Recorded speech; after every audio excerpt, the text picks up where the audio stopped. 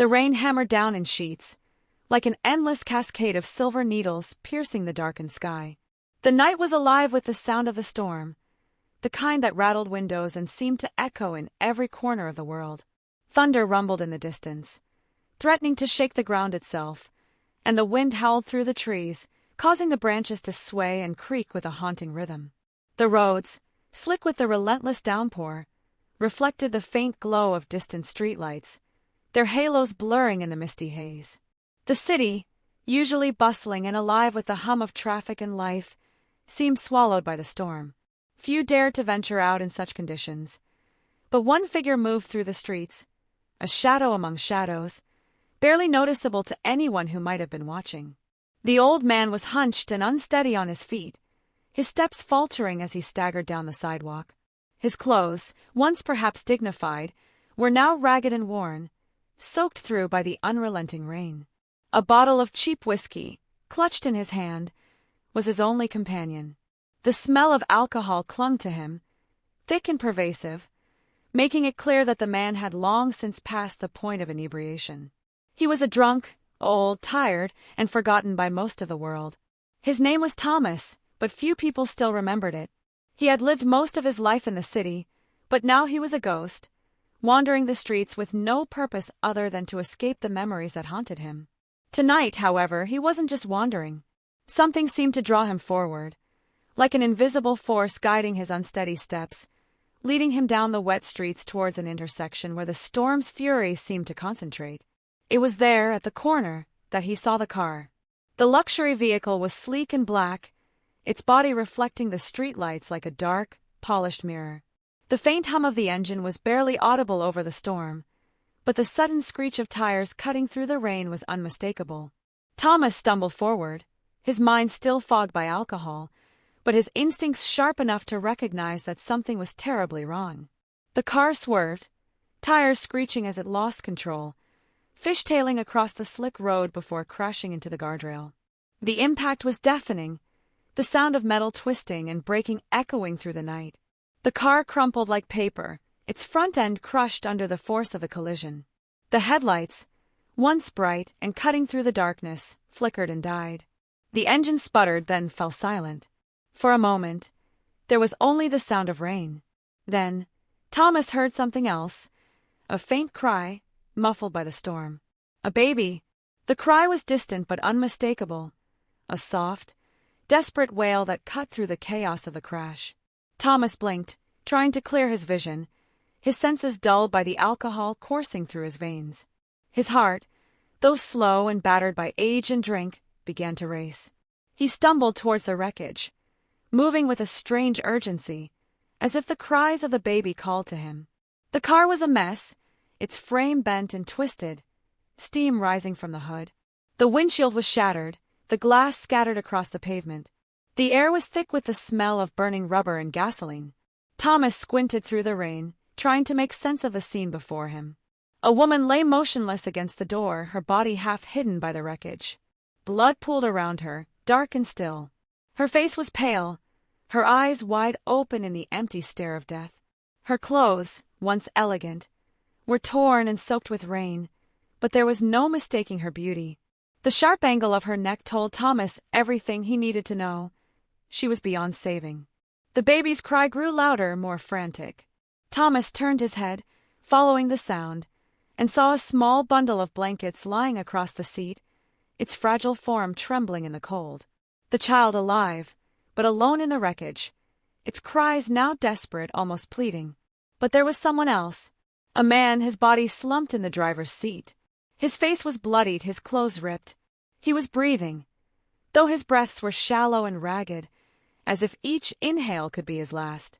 His hands gripped the steering wheel as though he was still trying to control the car, even in the afterlife of the crash. His eyes fluttered open for a moment, catching Thomas's gaze, but there was no recognition in them, just a fleeting look of confusion, pain, and fear. Then he passed out again, his head lolling to the side. Thomas took a step back. The wreckage was more than he could comprehend, more than he could handle in his state. The woman was dead, the man was barely alive, and the baby, what would happen to the baby? For a moment, Thomas stood frozen in the downpour, his mind racing. He knew he should help. He knew that, despite his age and drunken state, he should do something. But something else stirred within him, a darker, more selfish impulse. The man in the car, though gravely injured, had wealth, there was no doubt about it. The car, the clothes, the luxury, Thomas could see it all. He could take something. He could escape this life of misery for just a moment, live in the illusion of wealth, of power, even if it was only for a few minutes. Without a word, he stepped closer to the wrecked car, moving with the quiet desperation of a man who had nothing left to lose. His eyes scanned the man's body for any sign of valuables. His hands trembled slightly, but he was quick. The man's wristwatch, gleaming in the dim light, caught his eye. It was expensive, the kind of watch that could buy a bottle of whiskey for months. Thomas reached into the man's shirt pocket, feeling for the gold chain he knew had to be there. His fingers brushed against the cool metal, and he yanked it free, slipping it into his own coat pocket. He turned to leave, a sense of relief washing over him. The storm was still raging, but it felt like he had escaped something.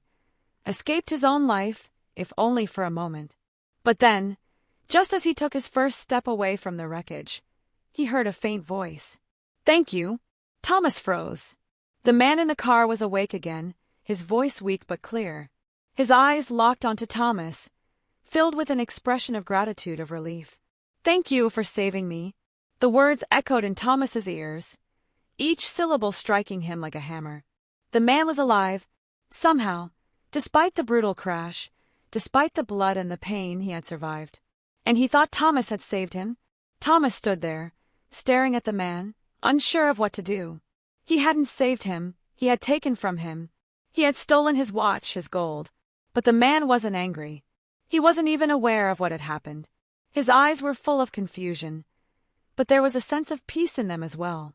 Thomas felt a strange pang in his chest. Was it guilt? Was it remorse? Or was it something else? The man's voice broke through his thoughts. "Please. I need your help. My son, take care of him." The words hit Thomas like a punch to the gut. "Take care of the child? The baby?" Thomas looked back at the child, still wailing, its tiny face twisted in distress. His mind raced. He couldn't possibly, he was drunk, old, and had nothing to offer. But the man's gaze held him, locked him in place. "Please," the man whispered, his voice barely audible now. "I need you to help my son. Here, take my contact information." The man fumbled for a wallet, managing to pull it from his coat pocket before slipping into unconsciousness again. Thomas didn't know why he took the wallet, why he didn't just leave. But he did. His hands shook as he slid the wallet into his coat pocket.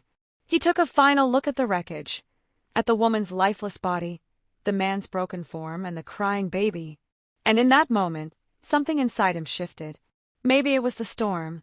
Maybe it was the desperation. But Thomas knew one thing.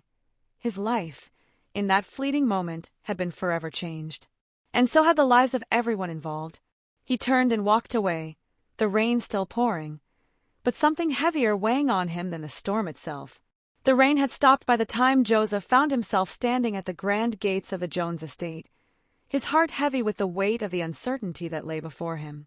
The air smelled of fresh earth and the last remnants of a storm, and as the massive iron gates creaked open, Joseph stepped into a world he never thought he would belong to.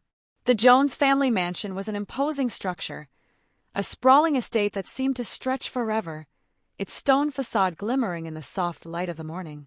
Towering columns held up an ornate portico, leading into an expansive front door made of rich mahogany. The sprawling lawns were manicured with military precision, and the hedges were trimmed into perfect shapes that seemed almost unnatural. It was a house of wealth and power, but there was a coldness to it, a formality that chilled Joseph to his core. He had never imagined such a life. Growing up in a modest home, he had been accustomed to the noise of a family that struggled to make ends meet. His father, though always loving, had been distant in the final years of his life, weighed down by sickness and the constant anxiety of providing for his son. But now, Joseph was thrust into this opulent world, where money and privilege dripped from every corner. As the car carrying him pulled up to the mansion, he felt small, out of place. The sharp contrast between his worn clothes and the polished, immaculately dressed servants who waited at the door made him feel like an intruder. The drive from the hospital, where his father had passed away, to the estate had been long, silent and surreal. His father's last wish, to entrust him to the care of Jonathan Jones, still lingered in Joseph's mind like an unspoken promise. He had been given no choice in the matter.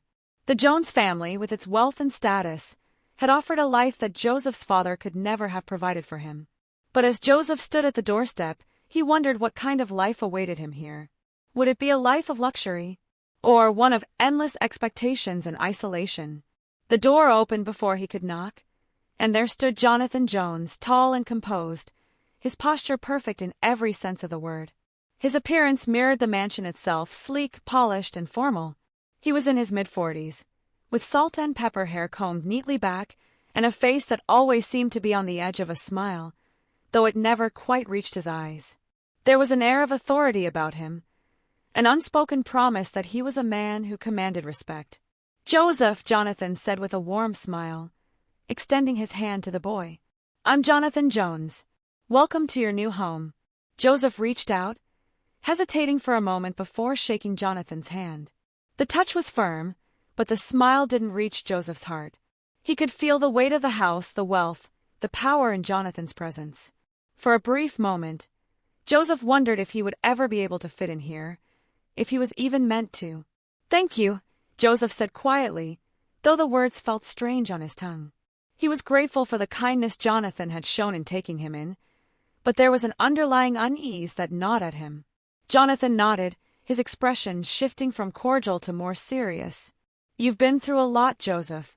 This is a big transition for you, but I want you to know that you are part of the family now. You have a place here, and you will be treated with respect." Joseph managed a weak smile, though he couldn't quite shake the feeling that something about the situation wasn't as simple as it seemed.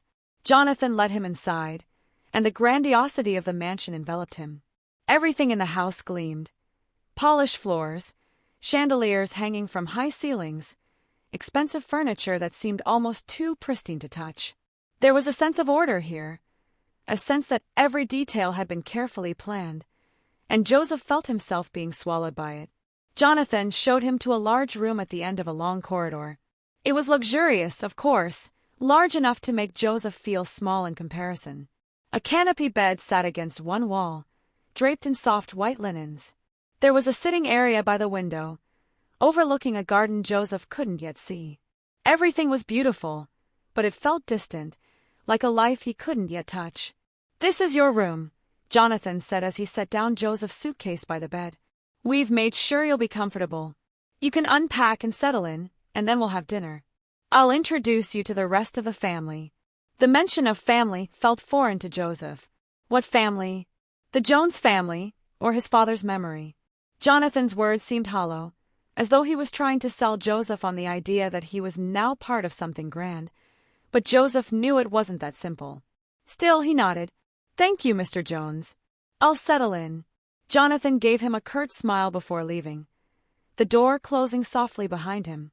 Joseph was left alone in the room, the silence pressing down on him. He walked to the window, peering out into the rain-soaked garden below. The landscape stretched out before him, but the farther he looked, the more distant everything felt.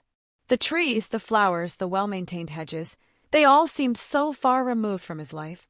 He sighed, wondering how he had ended up here. The life he had known, the one that had been defined by his father's love, no matter how strained it had become, was gone. Now he was alone, but not in the way he had always known. The weight of wealth and responsibility was now part of his life, whether he wanted it or not. After a few minutes of staring out at the garden, he felt the need to move, to do something. He walked over to his suitcase and began to unpack, the mechanical motions of folding clothes and organizing his things offering him a small sense of control over his new life. As the evening approached, Jonathan came back to check on him. "Dinner is ready. Come downstairs when you're ready." Joseph nodded, though he wasn't sure what to expect. He had heard about the Jones family's wealth, about their reputation in the city, but he had never imagined what it would be like to sit at their dinner table. When he entered the dining room, it took him a moment to adjust to the sight. The table was set for three, with silverware that gleamed under the chandelier. A soft, classical music played in the background, and the atmosphere felt almost too perfect. At the head of the table sat Jonathan, calm and composed as ever. Next to him was his son, Giovanni. The boy, perhaps a few years older than Joseph, had the same air of privilege as his father, though in a different way. Giovanni had an elegance to him that made him stand out, even in such an immaculate setting. His posture was perfect, his movements calculated and poised. He looked like someone who was born to be in this world. "Joseph, come sit," Jonathan said, gesturing to the chair across from Giovanni. Joseph sat down, feeling the weight of their eyes on him. He wasn't sure how to act in this world, whether he should be formal or casual, whether he should play the part of the grateful orphan or try to retain some semblance of the person he had been before. Giovanni studied him for a moment, a slight smirk on his lips. His gaze was sharp, calculating, as though he were evaluating Joseph for something. Joseph shifted uncomfortably under the scrutiny. "So, Joseph," Giovanni said, his voice smooth and confident, "how do you like the house? It's quite grand, isn't it?" Joseph nodded, unsure of how to respond. "It's beautiful. I've never seen anything like it." Giovanni gave a soft chuckle. "I can imagine. Most people haven't. But it's nothing to be intimidated by. You'll get used to it." The words felt dismissive, as if Giovanni was trying to put him in his place without saying anything too harsh. Joseph felt a wave of frustration rising inside him but kept it in check. He wasn't here to fight. He was here to survive. Jonathan, sensing the tension, intervened smoothly. "Giovanni, please. Let's make sure Joseph feels welcome. This is his home now." Giovanni rolled his eyes, but it was clear that he wasn't about to challenge his father. Still, the smirk never left his face. Dinner proceeded with little conversation beyond pleasantries, the tension in the room palpable. Joseph felt out of place in the midst of their perfect lives. He was no longer part of the family he had known. He had no family here, not yet. He was simply a guest, and for the first time, the weight of his new life felt unbearable. The night stretched on, the food rich and the wine abundant, but Joseph felt nothing but isolation. The walls of the mansion, though grand, seemed to close in around him. The lavish lifestyle of the Jones family felt like a gilded cage, a world in which he did not belong, a world he was struggling to understand. And then, as if the day's wait hadn't been enough, he realized something that made his heart sink even further. Giovanni, with all his grace and confidence, would be the one to inherit this world, not him. Joseph spent the next few weeks navigating his new life in the Jones estate with a mixture of awe, discomfort, and confusion. The grandeur of the mansion had slowly begun to fade into the background, and he started to notice the subtle fractures in the life of the Jones family. It was not as perfect as it seemed at first glance. Despite the lavish dinners, the beautiful decor, and the impeccable service, Joseph couldn't shake the feeling that something was missing. Something intangible. Something more human than money or status. He had expected wealth to be the answer to every problem. He had imagined that once he stepped into the world of the Jones family, he would finally be able to escape the limitations of his past, the uncertainty that had marked his early life. But now he wasn't so sure. There was something cold about Jonathan's formality, something distant about the way he treated Joseph. Jonathan always seemed to be holding a part of himself back, as though the very act of accepting Joseph into his home was an obligation he couldn't wait to get over with. Jonathan had taken on the role of a guardian, but it was clear that he wasn't truly invested in Joseph's emotional well-being. He had obligations to fulfill, and Joseph was just another one of those. Joseph quickly realized that the mansion was a place of controlled order, no surprises, no chaos. He had been brought here to fit into the mold of the perfect family, and every aspect of life at the Jones estate was designed to reinforce that ideal. From the punctuality of meals to the formalities of conversation, everything in the house was a performance. Giovanni, in particular, seemed to be the epitome of that performance. As the only son of Jonathan, he was the natural heir to the family's fortune. He walked with an air of entitlement, his posture straight, his movements precise. Giovanni's clothes were always impeccably chosen, his hair perfectly styled, his words always measured. Joseph couldn't help but resent him. Giovanni seemed to take everything for granted, his family, his status, the respect that was given to him simply because of his last name. But Joseph wasn't about to let Giovanni walk all over him either. There was something about the way Giovanni looked at him, like he was sizing him up, constantly evaluating him. He hadn't been subtle about it. From the moment Joseph had arrived, Giovanni had made it clear that he saw Joseph as an outsider, a curiosity, someone who didn't belong in the world of wealth and power. The tension between them was palpable. One afternoon, Joseph found himself alone in the drawing room, flipping through a book that he had found on one of the shelves. The large windows let in a soft light that bathed the room in a warm glow, but the peace was shattered when the door opened with a soft creak. Giovanni stepped in, his shoes clicking against the polished wood floor as he crossed the room toward Joseph. Joseph looked up from the book, his eyes narrowing slightly. He had been trying to avoid confrontations with Giovanni, but it seemed that his rival was intent on stirring trouble. "You know," Giovanni began, his voice smooth but with an underlying edge, "you don't really belong here, do you?" Joseph closed the book with a snap, his gaze locking with Giovanni's. He hadn't expected this conversation to start so bluntly. "I'm here because my father entrusted me to your family," Joseph replied evenly, though the words felt foreign on his tongue. The mention of his father still stung, and the reminder of why he had come to live in the mansion only added to his discomfort. Giovanni smirked, leaning casually against the fireplace. "Yeah, sure, but let's be real. You're not like us. You don't have the pedigree, the bloodline." He let out a dry laugh. "You're just here because my father felt bad for you." Joseph felt a flash of anger rise in his chest. He had learned early on that anger was an emotion that could be used against you, but in this moment he couldn't control it.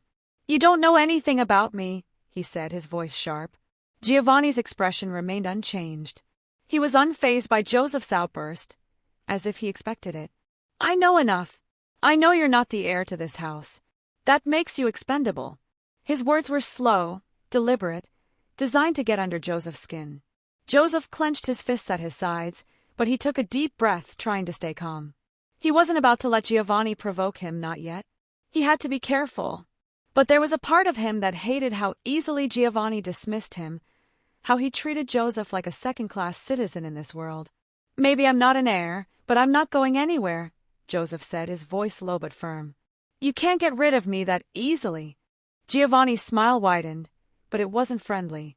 "We'll see about that, won't we?" he said, before turning on his heel and walking out of the room, leaving Joseph with the bitter taste of defeat on his tongue. That evening, as they sat down to dinner, the atmosphere felt more tense than usual. Jonathan was sitting at the head of the table as always, his hands folded neatly in front of him. Giovanni was lounging in his chair, his eyes flicking between Joseph and his father as if he were measuring the balance of power in the room. Joseph couldn't help but feel like a pawn in a game he didn't understand. Jonathan glanced at Joseph as he took a sip of his wine. "How was your day, Joseph?" he asked, his tone polite but distant. "It was fine," Joseph replied, his voice lacking the enthusiasm he had once had for even the simplest of interactions. "I read a little, spent some time walking around the estate." Giovanni raised an eyebrow. "Walking around the estate?" he asked, his voice dripping with mockery. "Isn't that a little plebeian for someone who's staying here?" Joseph resisted the urge to respond with a sarcastic remark. He had learned that engaging with Giovanni only seemed to escalate things. Instead, he focused on his food, keeping his eyes fixed on his plate. Jonathan, sensing the tension, cleared his throat. "Giovanni, don't be rude," he said. But there was no force behind his words, no real authority in his voice. It was as if he were more concerned with maintaining the peace than with making sure his son behaved. The rest of the meal passed in uncomfortable silence, with occasional glances exchanged between father and son, but no real conversation. Joseph's mind wandered as he poked at his food. He had never been one to dwell on conflict, but this felt different. Every day in the mansion, he was reminded of how little he truly belonged here. A few days later, Joseph found himself in another confrontation with Giovanni. This time, it was at the stables. Joseph had wandered there to clear his mind, taking solace in the quiet and the smell of fresh hay and horses. He was adjusting to life at the mansion in his own way, but the constant tension with Giovanni made it difficult to fully relax. Giovanni appeared unexpectedly, as if he had been watching Joseph from a distance. His presence was immediately felt. The arrogant way he carried himself a stark reminder of everything Joseph had come to resent about his new life. "You really think you belong here, don't you?" Giovanni asked, stepping closer to where Joseph stood by the fence. Joseph didn't look at him. "I'm not looking for your approval." Giovanni chuckled. "Good. Because you won't get it. He leaned against the fence, his eyes scanning Joseph's face as if he were searching for a weakness. This isn't your world, Joseph. You don't have the class, the connections. You're just a charity case, a token. Joseph finally turned to face him, his expression hard. I'm not here because I need charity. I'm here because my father trusted your family. And whether you like it or not, I'm not going anywhere. Giovanni's smirk faltered for a moment, but he quickly recovered. You may be here for now, but you'll never be one of us. Remember that. Before Joseph could respond, Giovanni turned and walked away, leaving Joseph standing in the silence of the stables. The words stung more than he had expected. It was a reminder of everything he had already lost and the cold reality of his situation. He wasn't just a guest in this house. He was an outsider, constantly reminded of his place. As the days passed, Joseph felt the seeds of rivalry with Giovanni grow deeper, but he also began to realize that this was more than just a feud. It was a battle for control. Control over his future, his identity, and his place in this world. And as much as he hated to admit it, he couldn't help but feel that the battle had only just begun. Joseph's life within the walls of the Jones mansion continued to play out like a twisted game of social chess. Every move, every word, felt like it was being calculated. The deepening tension with Giovanni seemed to color every interaction Joseph had with the family. Jonathan's distant approach to fatherhood, coupled with his obsession with appearances, only made Joseph feel like more of a pawn in a world that never quite made sense to him. This chapter centers on Joseph's emotional journey as he begins to confront his role in the family dynamic. His relationship with Giovanni takes a darker turn, pushing Joseph closer to his breaking point. We will explore the further erosion of Joseph's idealism about wealth and family, and how the cold, calculating world of the Joneses begins to show its true colors. Joseph spent his days feeling like an outsider in the mansion. No matter how much he tried to fit in, to blend into the world of the Jones family, there was always something about him that didn't belong. The polished mannerisms, the refined conversations, the perfect dinner parties, all of it made him feel like an imposter, like he was playing a role that he could never fully embody. Jonathan, his legal guardian, continued to show little warmth toward him. The older man's relationship with Joseph was transactional at best, polite but cold. Jonathan had been a successful businessman, a man who prided himself on efficiency, and family had always come second to that. He provided for Joseph, but there was no emotional connection, no understanding. Jonathan often treated Joseph as a subordinate, and whenever they interacted, it was more of a duty than a genuine conversation. Meanwhile, Giovanni made it his mission to remind Joseph every single day that he was not a true part of the Jones family. His cruel comments had escalated, and now they took on a more menacing tone. Every word that left Giovanni's mouth seemed to carry a sting. He was relentless in his pursuit of asserting his dominance, not just over the house, but over Joseph as well. One afternoon, while Joseph was in the study reading, Giovanni entered without knocking. He was holding a glass of wine, swirling it lazily as he leaned against the doorframe. "I see you're busy," Giovanni said, his voice dripping with mock sweetness. "I thought you might want to know that my father's taking me to an important dinner tonight. You know, the kind of dinner where people like us show off our superiority to the common folk." Joseph didn't look up from his book. "That's nice for you," he said, keeping his voice level, although he felt the familiar flare of resentment rising in his chest. Giovanni chuckled. "I'm sure you'll be thrilled to know that you won't be invited. You'll stay here, probably reading more of those pointless books. Who knows? Maybe you'll even get some of the help to keep you company." The venom in his words hit Joseph hard, but he did not react. He had long since learned that showing any emotion around Giovanni only gave him ammunition to use against him. Still, the insult stung, and a deep, gnawing anger simmered beneath Joseph's calm exterior. Later that evening, when the house was eerily quiet after dinner, Joseph found himself wandering through the halls, his mind a storm of conflicting emotions. The evening's events had weighed heavily on him. Giovanni's constant insults, Jonathan's indifference, the hollow feeling of being out of place.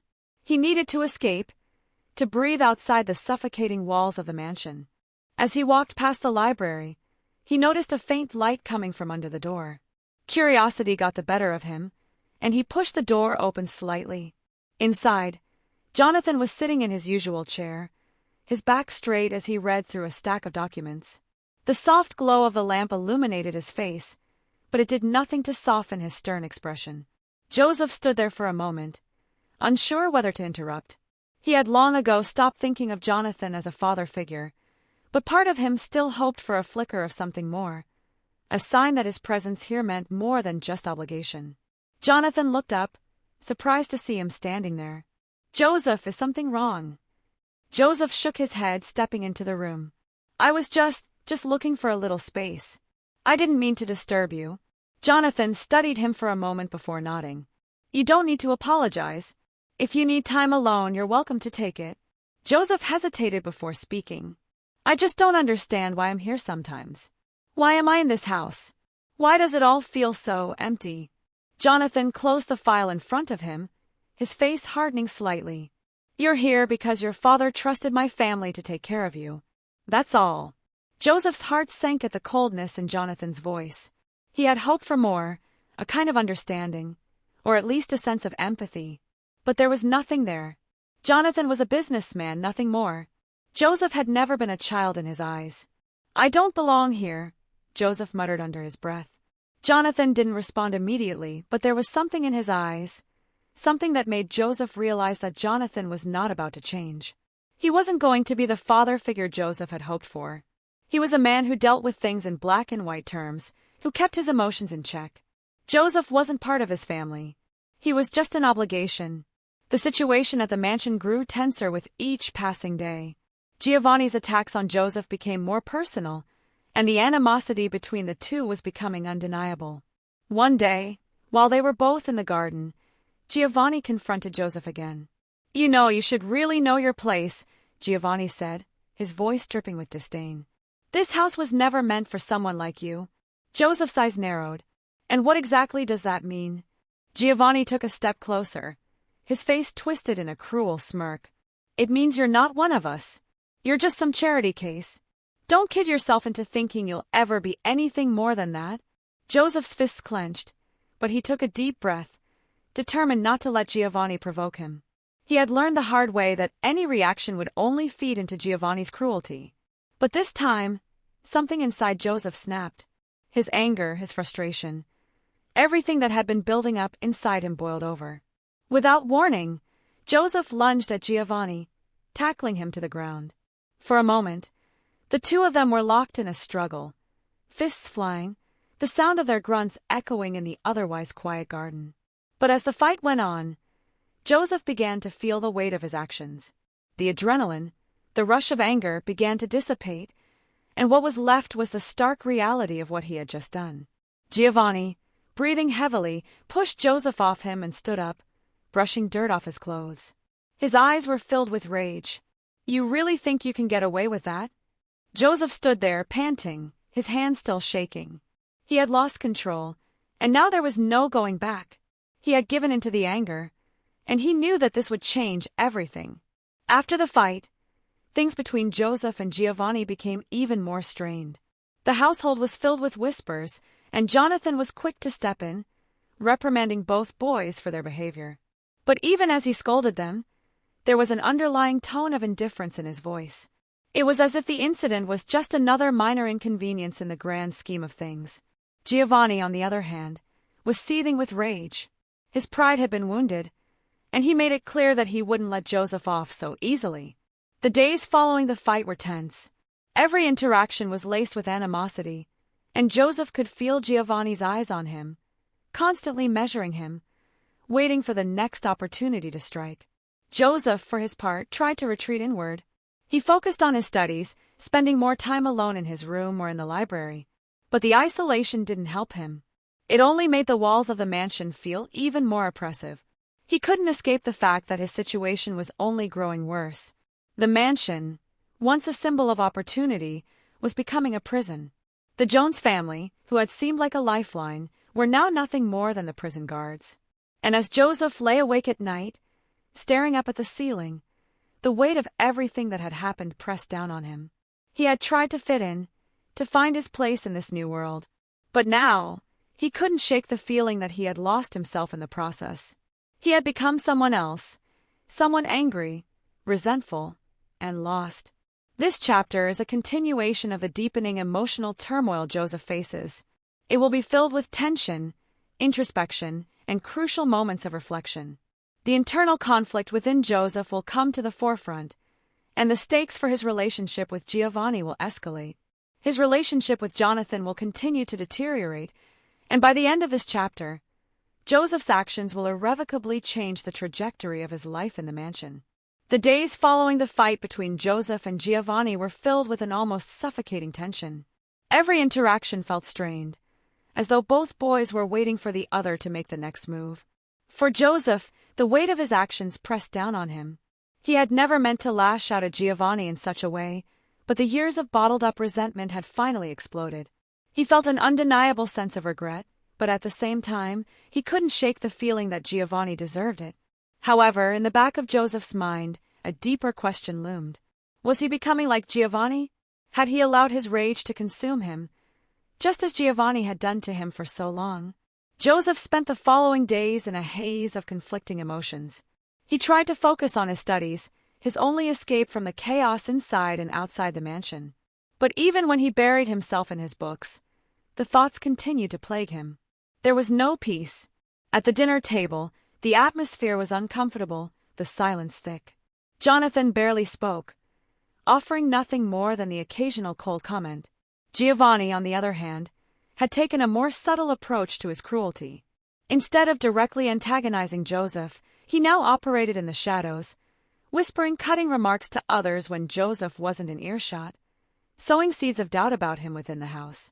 The servants and staff were clearly noticing the growing tension between the two boys, and that only made Joseph feel more isolated. Jonathan seemed to pay it little attention, absorbed in his own world.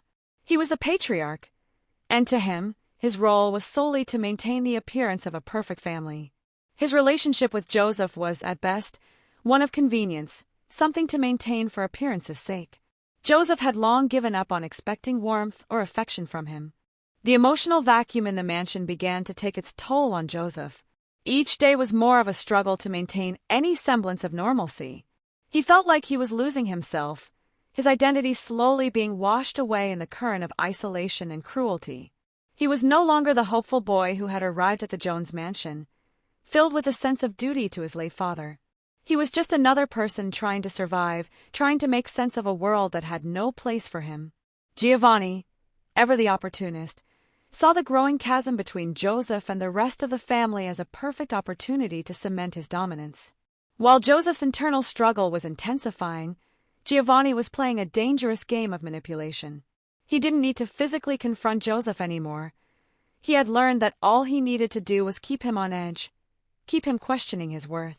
One afternoon, Giovanni approached Jonathan with a small smile, his voice oozing with false concern.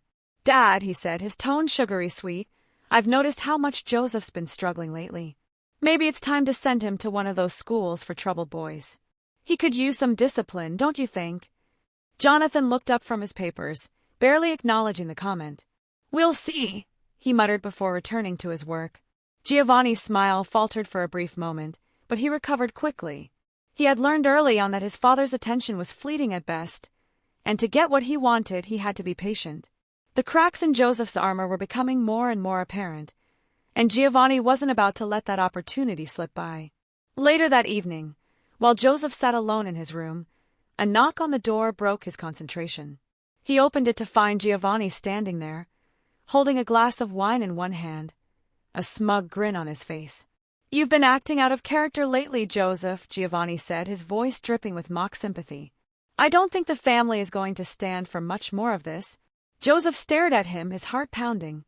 He knew Giovanni was trying to get under his skin again, but this time, something inside Joseph snapped. "What do you want from me, Giovanni?" he asked, his voice low and tense. "I want you to understand your place," Giovanni replied, leaning in slightly. "You're not a part of this family. You're just an outsider, pretending to be one of us. And soon enough, everyone will see it." Joseph clenched his fists, fighting the urge to lash out again. He had come to a terrifying realization. Giovanni was right. In the eyes of the family, he was an outsider. He had been nothing but a burden, a charity case that Jonathan had reluctantly agreed to take in. All these months, He had been trying to fit into a world that would never accept him. Giovanni took a step back, still watching Joseph with a calculating gaze. "You'd better start learning your place, Joseph. Because if you don't, the consequences will be much worse than a few bruises." The weight of these words, combined with the ongoing tension at the mansion, pushed Joseph to the edge. He had always been able to maintain some semblance of control over his emotions, but now he was beginning to crack. The isolation, the cruelty of Giovanni, and the cold indifference of Jonathan were too much to bear. Joseph spent the following night pacing in his room, his thoughts spiraling out of control. He couldn't stop thinking about what Giovanni had said, how he was never going to be a part of the family, how he was always going to be the outsider. He couldn't stand the thought of being stuck in this mansion forever, trapped in a life that wasn't his, surrounded by people who saw him as little more than a nuisance. He went to the window, staring out at the moonlit garden below. His heart was pounding in his chest, and for the first time in a long while, he felt completely alone. He had no one to turn to, no one who could understand the weight of what he was going through. That night, for the first time since he had arrived at the Jones mansion, Joseph allowed himself to cry. He hadn't allowed himself this kind of vulnerability before. He had always prided himself on his ability to stay composed, to keep his emotions hidden. But now the floodgates opened. The pain, the confusion, and the anger poured out of him all at once. The next morning, Joseph woke up with a heaviness in his chest that he couldn't shake. He couldn't keep going like this, living in a mansion where he was nothing more than a ghost, a shadow. He couldn't stay in a family that didn't care about him. And he certainly couldn't stay under the same roof as Giovanni, who made it clear every day that he was nothing but a pawn in his twisted game. Joseph knew that he had to leave. He had to escape from this place before it consumed him entirely. He packed a small bag with the few belongings he had brought with him, clothes, a few personal items, and the small notebook his father had given him before his death. It wasn't much, but it was enough to remind him of who he was before all of this started. As he stood in the hallway, ready to leave the mansion behind, he heard a soft click behind him. Turning around, he saw Giovanni standing in the doorway, a smug smile on his face. "You're leaving, huh?" Giovanni said, his voice dripping with mock sympathy. "You think the world is going to welcome you with open arms? You're just a nobody, Joseph. Just a lost little boy trying to find his place in a world that doesn't care." Joseph's heart clenched, but he didn't respond. He had heard enough from Giovanni, and he wasn't about to let him stop him now. Without another word, Joseph turned and walked out the door, leaving the Jones mansion, and everything he had known behind. Joseph stepped out into the night, feeling a mixture of relief and fear. The mansion, with its cold walls and suffocating atmosphere, had been his prison for the past few years. Yet, as he walked away from the large estate, he couldn't help but feel a sense of loss. He had no place to go, no plan, no clear idea of what his future held. The mansion faded into the distance as Joseph made his way down the winding road, the sharp crunch of his boots on the gravel the only sound breaking the eerie silence of the night. He had no destination in mind. His thoughts were consumed by the memories of his life in that place, the oppressive coldness of Jonathan's presence, the cruel smirks of Giovanni, and the endless struggle to fit in, to prove he belonged. Now there was nothing. No home, no family, just the vast unknown that stretched ahead of him.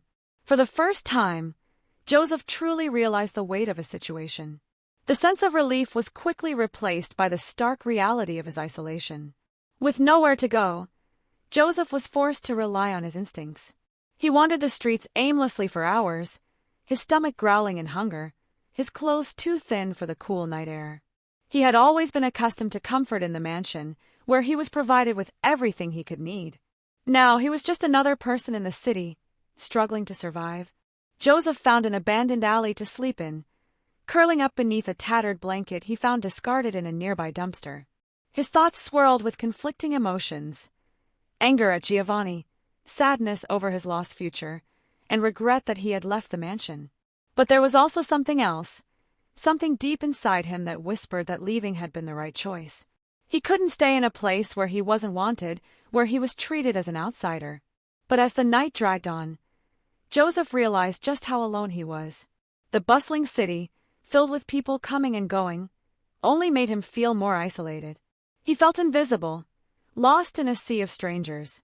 There was no one to turn to, no one to help him. He was, for the first time in his life, completely on his own. The next day, Joseph managed to find a small cafe that offered a free breakfast to homeless people. He was hesitant to take the meal, not wanting to feel like one of the many lost souls who wandered the streets, begging for scraps. But his hunger soon overcame his pride, and he took the food, eating quickly and in silence. As he sat in the cafe, a girl entered, her face familiar. It was the same girl he had met on the street a few days ago, the one who had struck up a conversation with him when he had been walking aimlessly. Her name was Emily. She had been kind to him then, but now, seeing her again felt like a reminder of just how far he had fallen. He was nothing more than a lost soul, drifting through life without any real purpose. "Joseph!" Emily's voice broke through his thoughts, and he looked up to see her standing before him. "What are you doing here?" Joseph swallowed hard, not sure how to answer. I've been on my own for a while now," he said, his voice barely above a whisper. Emily raised an eyebrow, concern etched on her face. You're not staying with the Jones family anymore." Joseph looked away, his throat tight. "No. I had to leave. It wasn't working out." Emily sat down across from him, her eyes filled with sympathy. "I'm sorry, Joseph. That must have been really hard. But you don't have to do this alone." Joseph felt a surge of emotion, a mixture of gratitude and bitterness. She didn't understand, could never understand. She hadn't seen the things he had, the way he had been treated. But at the same time, a small part of him longed for the comfort of human connection, for someone who cared, for someone who saw him as more than just a charity case. "I don't know what I'm doing anymore," Joseph admitted, his voice trembling. "I've lost everything. I've got nothing left." Emily placed a hand on his, offering him a quiet gesture of support. "You still have yourself. And you have me if you want." Joseph looked up at her, his eyes filled with uncertainty. He didn't know how to respond to her kindness, didn't know if he even deserved it. But something inside him stirred, a tiny flicker of hope that he hadn't felt in a long time. In the days that followed, Joseph and Emily became fast friends. They spent their days walking through the city, talking about everything and nothing, their conversations a welcome distraction from the gnawing emptiness that Joseph had been living with. Emily never asked about his past, never questioned why he was out on the streets. She simply offered him a sense of normalcy, a fleeting sense of security. But as much as Joseph appreciated her company, he knew the truth. He couldn't stay like this. He couldn't live in the streets forever, relying on the kindness of strangers. He had to find a way to make a real future for himself. And yet, the temptation to return to the Jones mansion was always there, lurking in the back of his mind. It would be so easy to go back to the life he knew, to return to the comforts and luxuries of the mansion, even if it meant enduring Giovanni's cruelty and Jonathan's indifference. The mansion had been his home for years, and it was all he knew. But then Joseph would remember the fight, the cruel words Giovanni had said to him, and the suffocating loneliness he had felt in the mansion. He couldn't go back. He couldn't be that person anymore. One evening, as Joseph and Emily sat together on a bench overlooking the city, Joseph found himself at a crossroads. He had spent weeks in the streets, trying to figure out who he was and what he wanted. But the answers had been elusive. Everything felt like it was slipping through his fingers. "I don't know what I'm doing, Emily," Joseph confessed, his voice raw with emotion. "I thought I could make it on my own, but I don't know if I can. I don't know if I'm strong enough." Emily looked at him, her eyes soft with understanding. "You're stronger than you think, Joseph. You've already made it this far. You're still here fighting. That's more than most people could say." Joseph felt a tear slip down his cheek, something he hadn't allowed himself to do in years. He had been so focused on surviving, on trying to push through the pain, that he had never allowed himself to grieve, to mourn the life he had lost. "I don't know if I can keep going," Joseph whispered. Emily's words were simple, but they hit Joseph like a wave. "You don't have to do it alone. You have me. You have people who care about you. And you have a future if you want it." For the first time in a long while, Joseph allowed himself to believe that maybe, just maybe, there was something better waiting for him. Maybe he could rebuild his life, find a place where he belonged. He wasn't sure what that future looked like, but for the first time, he felt a glimmer of hope. Joseph stood in front of the small, modest apartment that he had recently rented, his hands trembling as he turned the key in the lock. The place was a far cry from the opulence of the Jones mansion, but it was his. The walls were bare, the furniture minimal, and the apartment smelled faintly of fresh paint and dust, but it was a space he could call his own. The decision to rent the apartment hadn't been easy. He had saved up enough from odd jobs around the city, working as a waiter, a construction helper, and even taking on some freelance writing gigs.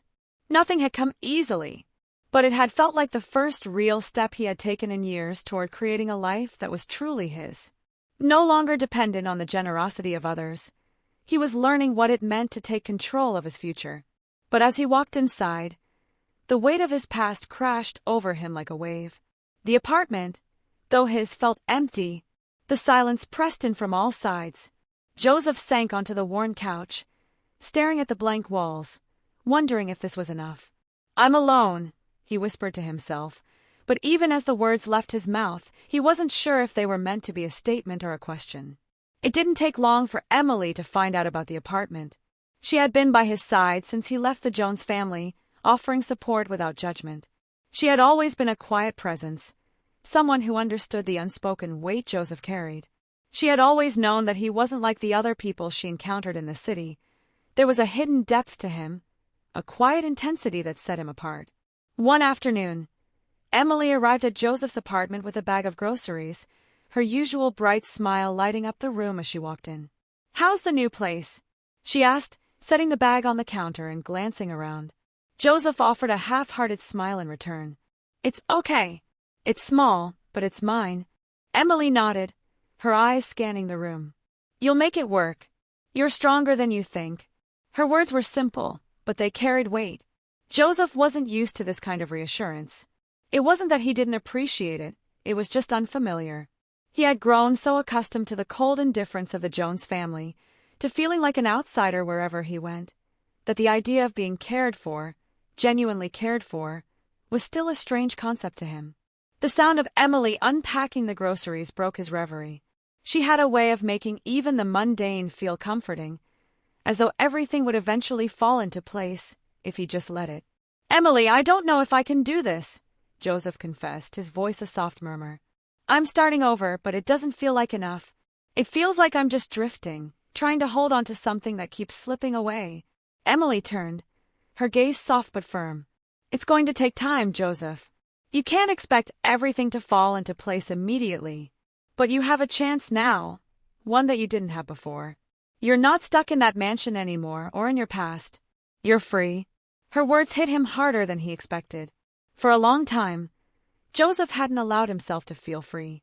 He had been consumed by anger, by the desire to prove something to the Jones family, to prove that he could be someone important. But now, as Emily spoke, Joseph realized that true freedom came not from external validation, but from accepting himself as he was. Despite his growing bond with Emily and his new sense of independence, Joseph's past continued to haunt him. At night, when he was alone in his apartment, he would lie awake, replaying the events that had brought him here. The fight with Giovanni, the cruelty of Jonathan, the emptiness that had settled in his chest as he realized that the life he had always hoped for would never come. But more than anything, it was Giovanni who lingered in his thoughts. The violent confrontation, the fight for control, and the bitter taste of revenge that had followed. Joseph had believed for so long that taking everything from Giovanni would make him feel powerful. But now, looking back, he wondered if it had only deepened the emptiness inside him.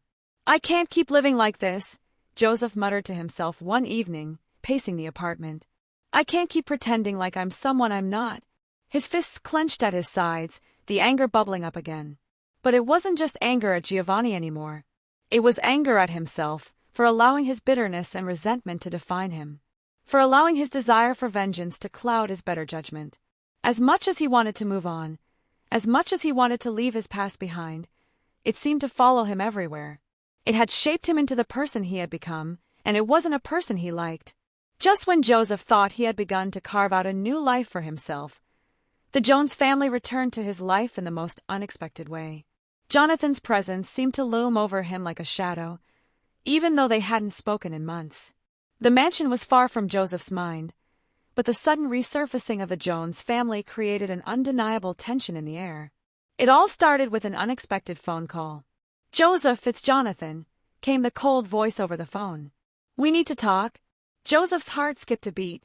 It had been so long since he had heard Jonathan's voice, and yet it still carried that same indifferent tone. The same tone that had always made Joseph feel like he was beneath everyone else in that house. "What do you want?" Joseph's voice was sharp, though he immediately regretted the bitterness in it. "I've heard about your situation," Jonathan continued. "I thought you might want to return. We could help you get back on your feet." The offer felt like a slap in the face. After everything that had happened, after everything he had gone through to get away from that family, Jonathan was offering him a way back. Joseph didn't know if he was more offended by the audacity of the offer or by the fact that Jonathan thought he would ever go back. "I don't need your help," Joseph snapped. "I'm not coming back." Jonathan didn't respond immediately. There was a pause, and Joseph could almost hear the cool calculation in Jonathan's mind.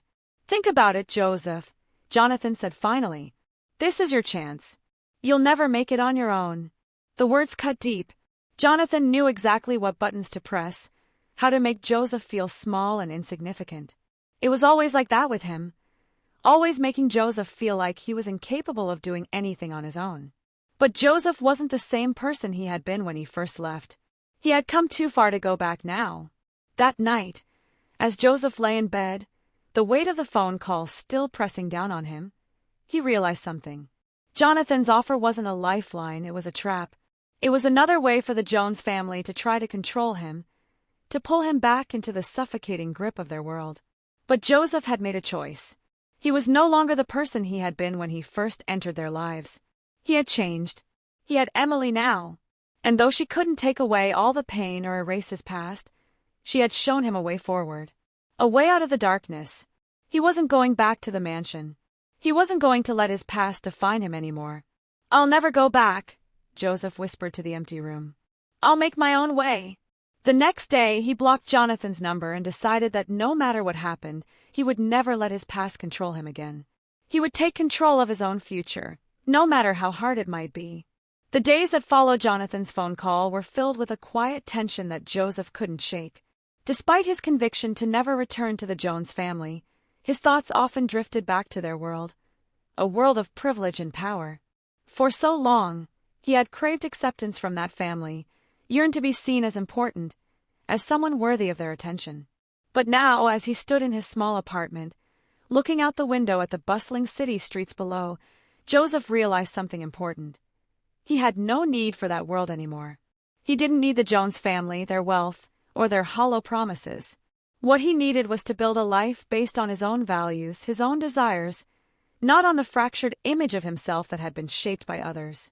Still, the temptation to return lingered. The pressure was palpable. The echoes of his past life reverberated through his mind, and Joseph knew that every decision he made would have lasting consequences. But he couldn't afford to dwell on what he had left behind. Not when the future seemed so uncertain. Emily had been his anchor, but she too was starting to see a shift in him. Though their relationship had flourished in recent months, Joseph had begun to notice that her gaze, once full of affection and understanding, was now tinged with concern. He could feel the unspoken distance growing between them. "You've been distant lately," Emily said one evening as they sat together at his apartment. The soft hum of the city outside filled the silence between them, but Joseph could feel her eyes on him. He sighed and ran a hand through his hair. "I've just been thinking a lot. There's a lot going on, you know." Emily nodded, but she wasn't fooled. "You're still thinking about the Jones family, aren't you? About what they offered you?" Joseph's heart sank. He hadn't told her about Jonathan's call, but Emily knew him too well. She always seemed to understand when something was bothering him, even when he didn't want to talk about it. "I'm not going back," Joseph muttered, the words escaping him before he could stop them. He sounded defensive, even to his own ears. "I know," Emily said softly, "but it's not just about them, is it? You're worried about yourself, about whether you can really do this on your own. You're scared of failing." Joseph flinched at her words, but deep down he knew she was right. He had been afraid of not being enough, afraid of falling short of the expectations he had set for himself, even though they were entirely self-imposed. "I don't know how to make it work," Joseph confessed, his voice barely above a whisper. "Every day feels like a struggle." Days turned into weeks, and the uncertainty continued to gnaw at Joseph. He had tried to keep busy with work, more odd jobs, more freelance projects, but it wasn't enough to silence the doubts that crept in at night. He had no idea what he was doing. He was alone in this new world, and the weight of his past continued to hang over him like a cloud. One evening, as Joseph sat at a bar nursing a drink, trying to shake off the feeling of suffocating anxiety, a familiar voice called out to him from the door. "Joseph!" He turned, and his heart skipped a beat when he saw who it was. Standing in the doorway was none other than Giovanni. For a moment, Joseph froze, unsure of what to do. He hadn't seen Giovanni in over a year. The last time they had crossed paths had been in a brutal fight, one that had nearly torn their lives apart. And yet here he was, standing in front of him, as if no time had passed at all. "What do you want?" Joseph asked, his voice cold and defensive. He didn't want to relive the pain of their past, didn't want to reopen old wounds. Giovanni smirked, as if he hadn't noticed the tension in Joseph's voice. "I just thought we should catch up, you know? I've heard things about you. About your little apartment, your new life." Joseph couldn't mask the bitterness in his tone. "What do you care?" Giovanni didn't seem fazed. "I'm not here to pick a fight, Joseph. I just thought you might want to talk. You know, after everything that happened, it's been a while." Joseph leaned back in his chair, his gaze fixed on the glass in front of him. He didn't want to engage. He didn't want to go down that road again. But something inside of him couldn't help but wonder. Why was Giovanni here? Why now? Joseph asked, his voice low. Giovanni shrugged nonchalantly. "I don't know. Just felt like it. Things have been different lately, you know. I've been thinking about all the stuff that happened with our families, with you and me. Maybe it's time to bury the hatchet." Joseph couldn't believe what he was hearing. Giovanni, the same person who had caused so much pain, was standing here offering peace? It was absurd. And yet, Joseph found himself almost tempted by the idea. Could he forgive Giovanni? Could he let go of the resentment that had defined their relationship for so long? He quickly pushed the thought aside. "I don't need you in my life, Giovanni." Giovanni seemed unfazed by the rejection, but Joseph could see a flicker of something in his eyes. Perhaps it was frustration, or perhaps it was something else, something deeper, something Joseph couldn't quite place. "I'll leave you alone then," Giovanni said with a hint of amusement in his voice. "But you'll see. People always come back, especially when they realize they can't do it alone." Joseph watched as Giovanni turned and left the bar, his words lingering in the air. He couldn't deny that part of him still felt the weight of his past relationship with Giovanni, even after all this time. But Joseph knew that he couldn't afford to be dragged back into that world, no matter how much it tempted him. Days later, Joseph's fears were realized in a way he hadn't expected. Emily stopped coming over. At first, he thought it was just a busy week, that maybe she had other commitments, but as the days stretched into weeks, Joseph began to worry. He tried calling her, texting her, but there was no response. The silence was unbearable. Joseph couldn't help but wonder if Emily had seen through him, if she had recognized the flaws he couldn't hide, the cracks in the carefully constructed life he had tried to build. Had she grown tired of him? Tired of trying to save him from himself? Finally, after several days of silence, Joseph showed up at Emily's apartment, desperate for answers. When she opened the door, Joseph saw the sadness in her eyes immediately. She didn't look angry or upset, she just looked tired. "Joseph, we need to talk," Emily said quietly, stepping aside to let him in. He followed her into the living room, his heart pounding.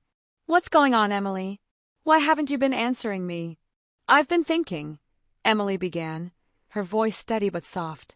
"I care about you, Joseph, but I don't know if I can keep doing this. You're still so caught up in your past. You're still trying to prove something to everyone, even to yourself. And I can't keep watching you destroy yourself over it." Joseph's chest tightened at her words. He had known this was coming, had known that the pressure would eventually tear them apart. But hearing it out loud felt like a punch to the gut. "I'm trying, Emily," he said, his voice thick with emotion. "I'm trying so hard." Emily nodded, but there was a distant look in her eyes. "I know you are. But I can't keep waiting for you to figure it out. I need more than this. I need someone who can be present with me, who can move forward without being stuck in the past. Joseph stood there, feeling the ground beneath him shift. It was over. She was leaving him.